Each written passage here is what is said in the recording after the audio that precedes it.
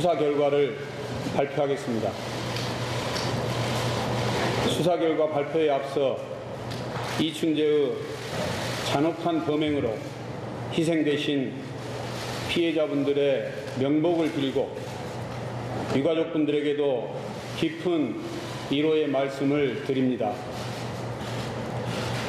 또한 범인으로 몰려 20년간 억울한 옥살이를 한 윤모 씨와 그의 가족, 당시 경찰의 무리한 수사로 인해 피해를 입으신 모든 분들께도 이 자리를 빌어서 머리 숙여 사죄드립니다.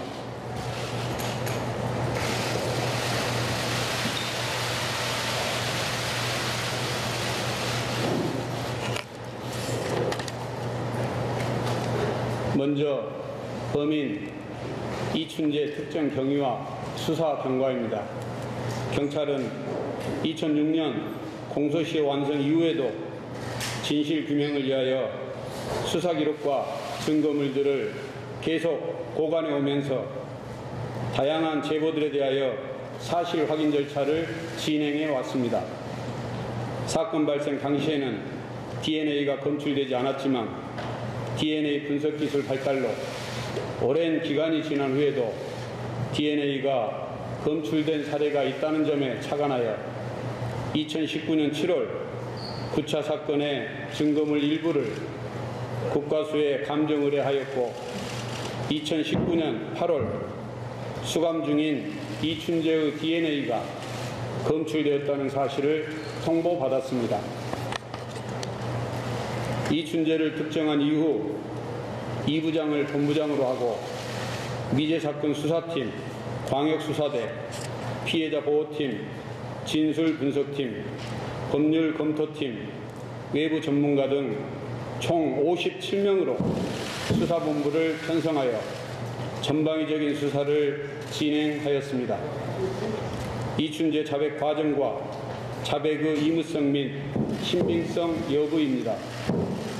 이춘재는 2019년 9월 18일 최초 접견 시에는 범행을 부인하였으나 DNA 검출과 가석방이 불가능하다는 사실을 인식한 후인 2019년 9월 24일 4차 접견 시부터 살인 14건과 강간 34건의 범행을 자백하였습니다. 이춘재는 개별 사건에 대한 아무런 설명이나 자료 제시도 하지 않고 어떤 사건에서 DNA가 검출되었는지 전혀 알지 못한 상황에서 온전히 자신의 기억에 의존하여 임의로 진술하였습니다. 진술의 내용면에 있어서도 범행 과정상의 시간적 흐름이 자연스럽고 당시 상황과 범행 과정에 대한 세부적인 설명도 풍부하여 범행 현장과 피해자를 직접 보고 경험한 진술로 신뢰성이 높다는 분석 결과를 도출하였습니다.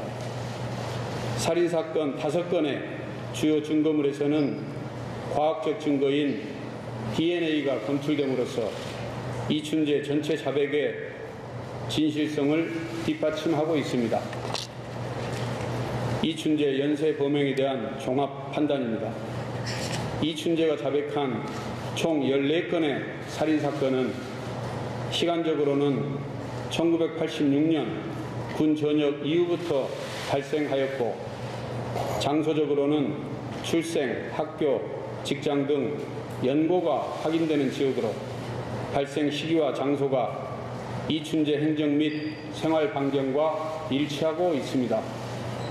그중 5건의 살인사건은 30년이 지났지만 증거물에서 DNA가 검출됨으로써 이춘재의 범행임이 명백해졌고 DNA가 검출되지 않은 9건의 살인사건도 자백의 의무성과 신빙성이 충분히 인정되는 가운데 그동안 잘못 알려진 사실을 바로잡거나 당시 간과했던 현장 상황을 합리적으로 설명이 가능하게 하는 등 범인만이 알 수 있는 많은 내용을 다수 포함하고 있으며 진술 내용의 핵심적인 부분이 과거 수사 기록과도 부합하고 있습니다.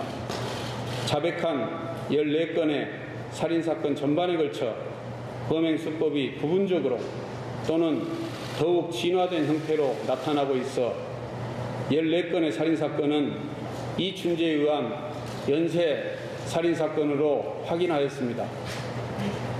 자백한 34건의 강간사건도 발생 시기와 지역이 연쇄살인의 시기 지역과 일치하고 범행 수법의 유사성으로 보아 연쇄살인과 묶여진 일련의 범행이며 이춘재가 자신의 실제 범행을 자백한 것으로 판단됩니다. 다만 입증 자료가 충분한 9건의 강간 사건만을 이춘재의 범행으로 확인하였습니다. 나머지 강간 사건 25건도 이춘재의 실제 범행으로 판단되지만 살인사건에 비해 진술의 구체성이 떨어지고 발생 당시와는 많은 지형적 변화가 있어서 정확한 범행 일시 장소의 특정이 어려웠으며 또한 당시 사회 분위기상 피해 신고가 되지 않은 사건이 많았고 피해자가 진술을 원치 않는 등의 이유로 추가 혐의를 밝혀내지 못하였습니다. 다음은 이춘재의 심리 특성과 범행 동기입니다. 객관성 담보를 위해 전국에서 소집된 프로파일러들의 반구조화된 면담과 심리검사, 진술 및 행동 특성 분석, 사이코패스 평가 등 모든 자료를 종합적으로 검토한 결과 이춘재는 내성적인 성격으로 자신의 삶에서 주도적 역할을 하지 못하다가 군대에서 처음으로 성취관과 주체적인 역할을 경험하게 되었고 군 전역 후 무료하고 단조로운 생활로 인해 스트레스가 가중된 욕구 불만의 상태에서 상실된 자신의 주도권을 표출하기 위하여 성범죄를 저지르기 시작한 것으로 분석되었습니다.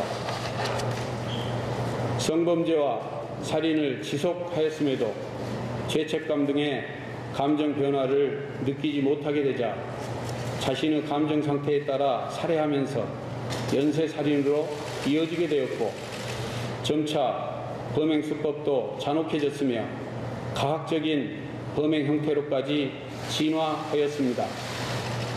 이춘재는 수사 초기에 피해자들에게 미안하다며 반성하는 듯한 모습을 보이기도 하였으나 범행 원인을 피해자에게 전가하고 자신의 건강 및 교도소 생활만을 걱정하는 등 이중적이고 자기중심적인 모습을 보였습니다.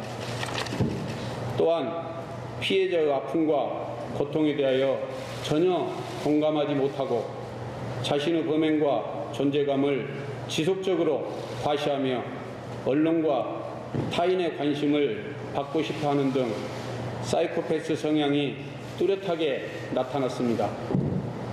이상의 수사 결과를 종합하면 이춘재의 범행 동기는 욕구 해소와 내재된 욕구 불만을 표출하기 위해 여성을 성적 도구화하여 가학적 형태의 범행을 한 것으로 판단됩니다. 추가 여죄에 대한 수사 결과입니다. 이춘재의 추가 여죄 가능성에 대하여 거짓말 탐지기 검사, 법체면, 프로파일러 심리 분석 등 다각도로 수사를 하였습니다.